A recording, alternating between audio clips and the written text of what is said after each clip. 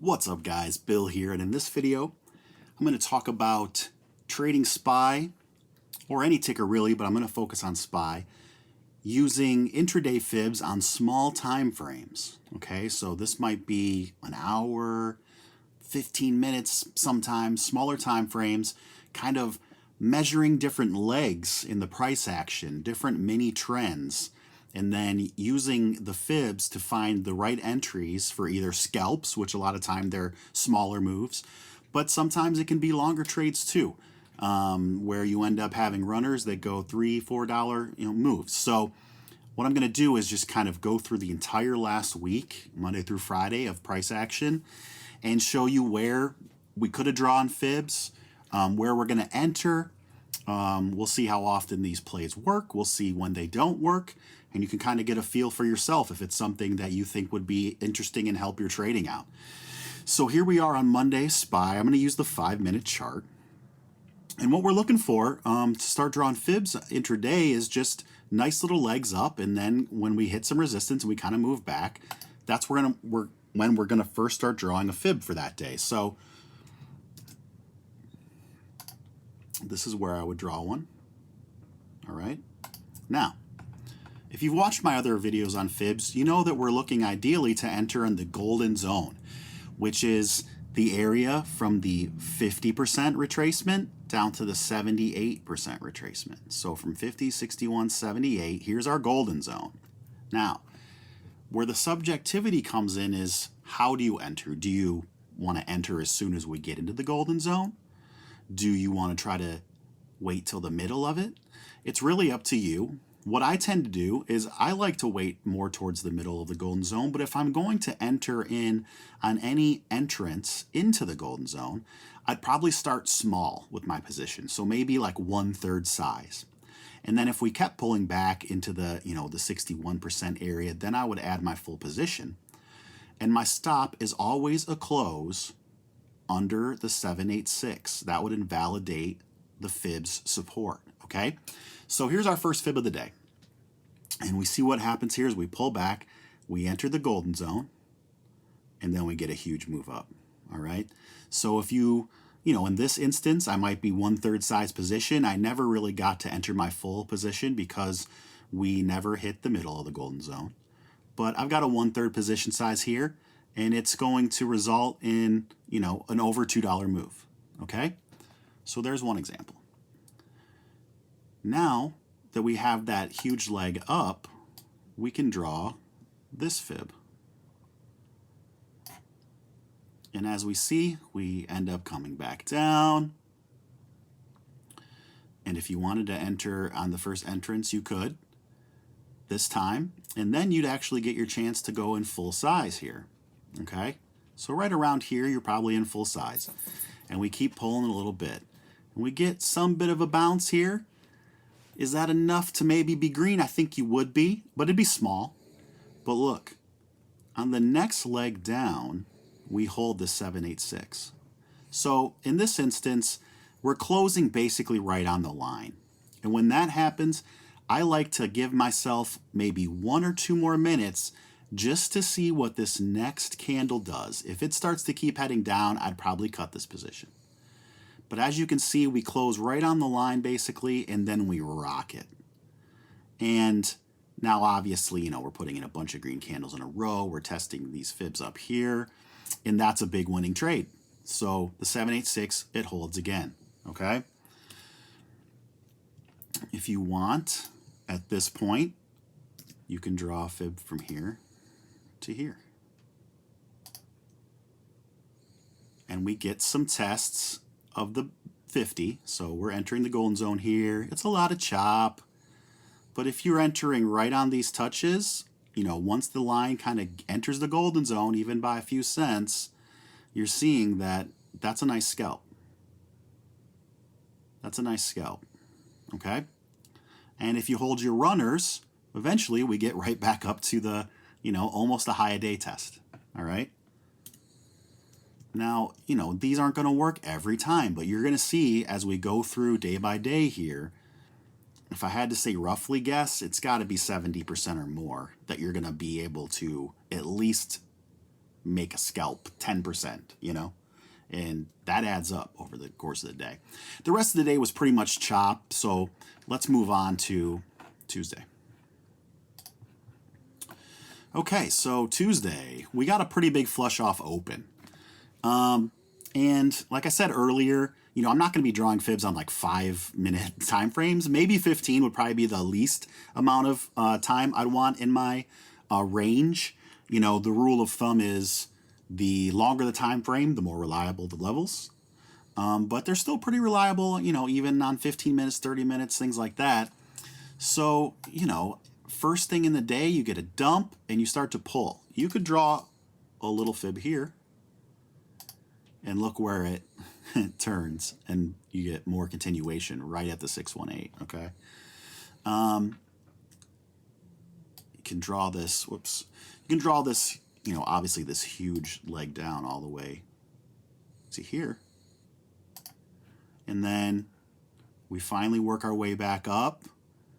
We don't quite get the golden zone test here, so I wouldn't be entering, but even though you get a nice little flush, here we finally get up into the golden zone, entering a position here, third size, doesn't quite test the middle, so I'm still third size, and then we get a nice dump.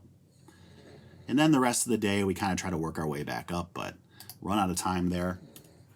So, you know, so far you can see, well, and you know, and to be fair, I can probably draw some fibs off the bottom too and see what happens. That big flush that we would have been in, you know, puts there, taken, you know, from earlier. You could play calls when they come back down here. Enters the golden zone, third size, you're halfway through, full size, holds the 786 perfectly. And from the 786, you're getting that move all the way up to here. $3 move, okay? So you can play these both ways. You can have, you know, one going down while you have another one going up. Like you could have left this one here. I'd probably change the colors of them so it's a little cleaner to look at. But you can keep this one here to decide if you want to enter some puts here or puts here. And then once you get a flush, you can start saying, well, maybe I'll look at some calls. Here we go. We're in the middle of this golden zone on the uptrend. Let's look for some calls. So, you know, it's almost a cheat code, guys. All right. The more you play it, the more you'll see, like, they just really let you get in good entries. And with zero DTEs, it can be a little stressful because sometimes even the small move from, like, say, where you take your position at the 50 fib, and by the time you're down to the 786, you'd still want to be in the trade because it hasn't confirmed under, but you could be down, you know, 25, 30%. So I would say give yourself some time if if you're trying this out for the first time, it's a little less stress, buy yourself a week of time or something like that, and let the play work, all right? So let's see here. This is just one candle. So I'd probably draw an uptrend fib on this and look to see if we could get a rejection.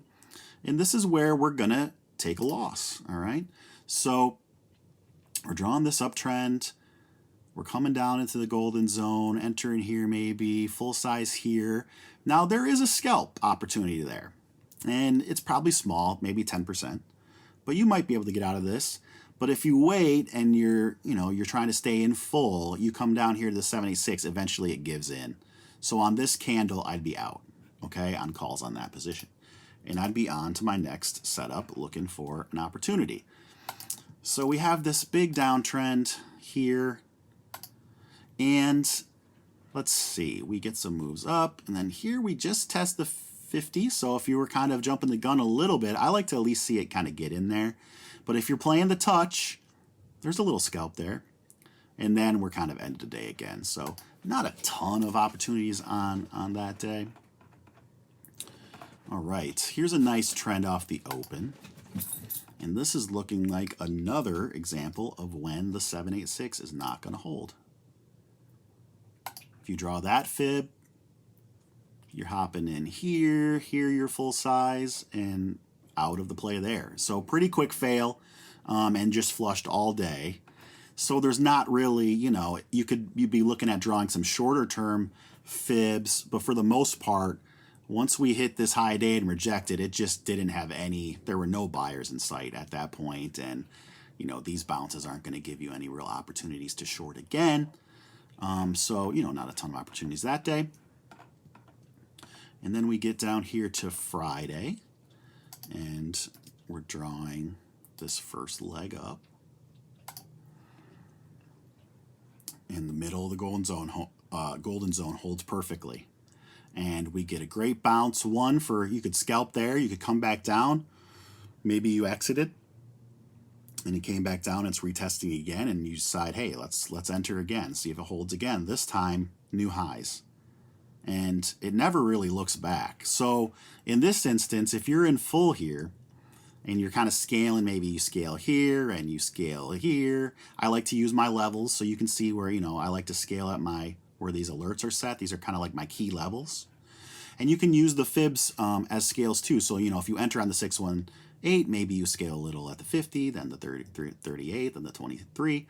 That's for scalping, you know. I'm also looking at the bigger idea here. I kind of want to see if we can get back over this fib convergence, then 370 psych, then this fib, and I'd be scaling in those places. And this is one of those examples where, like I said earlier, you know, sometimes you're looking for scalps and you want to take gains when you see them, but it's important to hold a runner once you're in full, you know, if you're in full size, because you can play that all day, you know. And if you just held that one runner, 366 all the way up, that's an $8 move, you know. And that's Friday. If you were playing 0 DTEs on that, you're looking at several 100% on your runner. And with the accuracy of these setups and how often they become winners, even if it's for scalps, like you've seen, we've taken like, what, 2 losses out of like 10 fib setups on that week. If you hold that runner, that one win will probably wipe out any of the losses you took on the failed setups, like just that one runner. So try to, you know, always have a couple contracts. That way you can scale a few for 10, 20, 30%. And on the cases you get these big moves that, you know, basically follow the trend, this follows the 9 and the 20 all the way up. You can hold that and make several 100% and be green, you know, easily on the week, even if you take a couple losses. All right. So that's how I use fibs intraday for scalping and just for finding great entries on SPY on smaller time frames. Hopefully that helps you guys. If you have any questions, just send me a DM, leave a comment, find me in Discord, and I'll help you out. Thanks, guys.